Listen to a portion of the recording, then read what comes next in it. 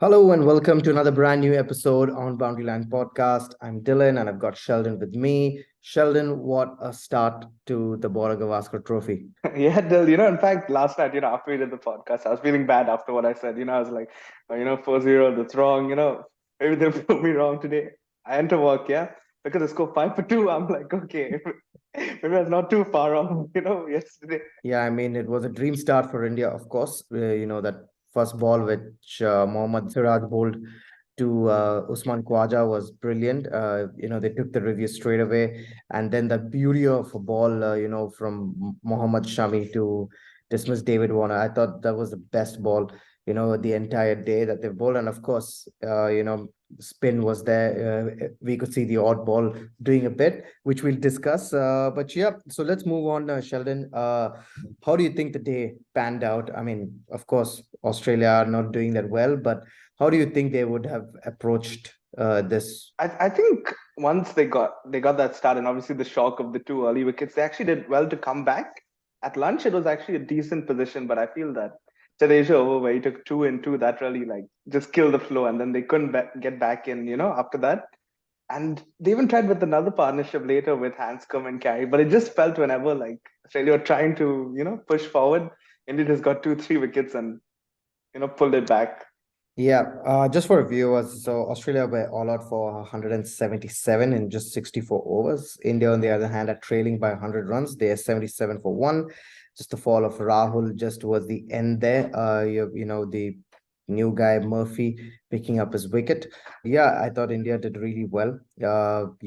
Just like you said, when Smith and Manas were going ahead, of course, the freak that he is, Ravindra Jadeja just comes back and just takes those 2 wickets in 2 balls, and just sets things up. Because Sheldon, if you see, they were not doing that bad. Even after the fall of 2 quick wickets, that partnership between Manas and Smith really helped them. And at lunch, they were 76 for two. Which is not that bad. Day one of a test match. But after that, at tea, they were 174 for eight. I really don't know how they went about it, which was a bit weird, I thought, because given the fact that, you had Manas, Smith, Hanscom, and even Alex Carey scoring so well. But, the rest of them just didn't look like, they had any idea. Yeah, especially the tail. I think it got blown away for what, 10 runs for 4 wickets, I think, at the end. Yeah, the last 5 wickets fell for 15 runs. I mean, especially on a pitch where, it's tough. You just want some low order runs, right? Because Yeah. 15 is nothing. That's barely anything. Even if they were about 180 for five, it still wouldn't have been much because they would have lost those many. So it just doesn't help. You need some tail end runs and maybe perhaps an extra all round option. Maybe an Ashton Agar would have helped, but you're not really sure the way it went. Anyone would have probably got out there. Yeah, but also I feel, Sheldon, given the fact that there was so much of discussion about the pitch, right? There was so much of discussion about it going into this test match. The ball is going to do a lot from day one. But you could see there, if you were in the game and if you had to like just focus a bit, I thought you could go ahead. And we've seen that with Manas and Smith playing, right? Yeah, they did, and we even saw it with Rohit Sharma, the way he and Rahul looked for pretty much the whole time they were there. I mean, when when you got loose balls, it was fine, and exactly when you said when Smith and Labuschagne were batting, it looked pretty at ease. And all the talk about spin and the pitch, I mean, it was Yeah, ironic that the first 2 wickets went to seamers after all the build-up. I mean, it was just bound to happen, right? And yeah, especially the Indian seamers bowled really well. yeah. Like in comparison, you saw when Australia came to bowl and Cummins, who usually is like a robot, like it was, I don't know, it was like one of the worst opening spells I've seen him bowl in a while. Like he was all over the place. Yeah, for sure. He was all over the place. He was bowling too full, I thought. And Rohit Sharma being that he is, he just took advantage of that. Sheldon, one important point here, what we need to discuss is the selection of Matt Renshaw over Travis Head. I thought Australia missed that opportunity to play Travis Head. I mean, okay, given the fact that he's a left-hander, and India have got Jadeja and Ashwin, but Travis Head has been one of the best batsmen in the last year or so. Scored heavily in the last year for them, and he doesn't get to play. Yeah, I believe he averaged 80 in the Australian summer as well. That it's just insane. And to add to the mystery, Matt Renshaw first ball gets plunked by Jadeja. I mean, that just adds to the misery, doesn't it? Exactly. So we'll just have to wait and see now in the second innings how well Matt Renshaw does, and whether going into the next test, whether he'll be there or not. Because I was really shocked and surprised that Travis Head didn't play. I thought he should have been there in the team, over Matt Renshaw. But nevertheless, it's done already. So let's see how they go on to the next. And coming to our next point, Sheldon, the return of Mr. Jadeja. This guy's a freak, right? I mean, he just comes back and just bowls like a dream.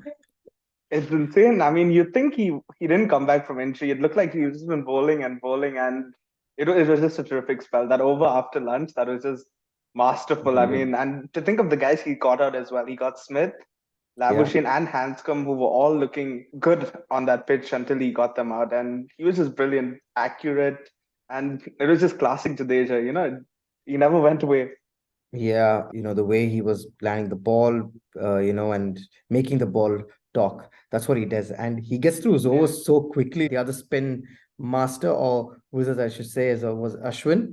Um, what a champion this guy is. 450 wickets, and he's ninth on the all-time list of the most wicket takers. So he bowled well also, right? Yeah, insane. And he's also second fastest after Muralitharan as well. So it's just insane. He's just a freak, man. And all the build-up was about him. And he almost played second fiddle to Jadeja today. But he also Yeah, bowled really well. And yeah, it was just classic him. And those two together, I think one of the best pairs, the best spin pairs I've ever seen. Like just yeah. them in tandem is just brilliant to watch. Coming to another important point here, what we need to discuss is selection for India as well.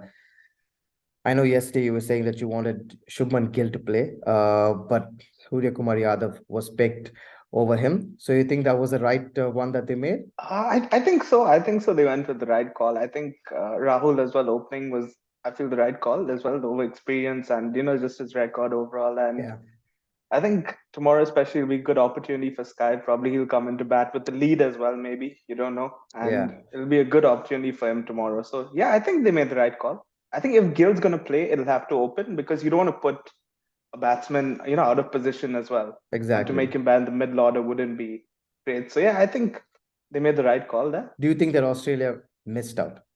They won the toss, elected to bat first, big day, first match, and they just end up getting 177. Yeah, I think so. I think especially the two partnerships that they had. One was the Smith Labuschagne and Carey Hanscom. Hanscom. Both of those, at least one of those, needed to go on, Yeah, and maybe go on to 100 or 150 because they were set and they yeah, looked good when they were batting together as well. yeah, So I just feel that's where they missed out. Like the other batsmen, it can happen. You can get a good ball first up, or that happens. But yeah, once you're in and you're settled after doing the hard work of getting in yeah. on that pitch, that's where I feel they missed out. But that ball to Steve Smith was just a beauty. That ball to Steve Yeah, Smith was yeah, so damn good. And even Steve Smith was foxed. He was just wondering like what the hell just happened. yeah. So well he bowled that ball. Ravindra Jadeja. I mean, it was absolutely brilliant to watch that. And of course, Rohit Sharma now. Everything's on him now to take this forward. He's playing so well, and of course, Rahul was really unfortunate to get out. Just Mhm. towards the close of play, but wonder that was a loose shot that he played, right? Yeah, perhaps. And it was so late in the day as well, right? It was, Yeah, I think, the second last or third last over of the day. yeah, second And last you just over. feel, yeah, just at the end, it would have been perfect them going away without losing a wicket, it would have been Yeah, proper dominance. But yeah, still very good situation though. And he did get them a start as well. He was supporting Rohit well while he was there. But yeah, Rohit, he looked good, didn't he? And we were talking about him yesterday and how important his batting is also. And he just looked at ease, right? Like he was batting on a different pitch. yeah, for sure. I mean, Rohit Sharma, we all know in India is damn good. Like, the way he plays, and he looked like he was playing on a different pitch altogether, right? Yeah. So fluent, so well. He was playing, using his feet really well. But it's interesting to see now how India's going to approach this. Of course, they'll want to get a nice lead and just bat once. I'm looking for it because you don't want to bat Yeah. fourth. You don't want to bat fourth on Yeah. this pitch for sure. So they look for Australia to bat later on in this. So what do you think would be a good lead, Sheldon? And how much do you think India would be looking to get, from here on? I think any lead above 100 is a good one on this pitch, it looks like. But I think it depends also how they start. If they get a good start, they'll perhaps want more, maybe 150, 200. But I think at first, yeah, maybe 100 would be a good lead to start with for them. I think it also depends how Rohit kicks on, because if he gets a big score, then they could get anything really. Yeah, for sure. It's going to be important to see tomorrow how they approach it, especially in the morning. I think that's going to be the important play for them in the morning. But talking about, I mean, we spoke about India and how they had Sky and KS, Bharat, yeah. who made their debuts, and for Australia we had Todd Murphy. What do you think of the guy? I think it was a good start actually. He was a bit nervous. That was a bit he was a bit loose, but he had to get that first wicket right at the end. That must have Yeah, been some feeling. I mean, to go off like at least getting some little bit momentum, at least with Australia to take into stumps. yeah. And yeah, he bowled pretty well. I think also a lot of pressure on him because he got selected ahead of Agar and ahead of Pepson as well. So he had to take a wicket before Lyon probably made him feel a bit good. Yeah, I thought he bowled really well and was landing the ball in the right areas. But yeah, it's going to be important to see now when this test goes into the third day, fourth day, Yeah. how important he's going to be with Nathan Lyon, of course. But all in all, I think it was a good start to the Warren Gavaskar Trophy, and it's fair to say that the series has kicked off on a good note. Yeah.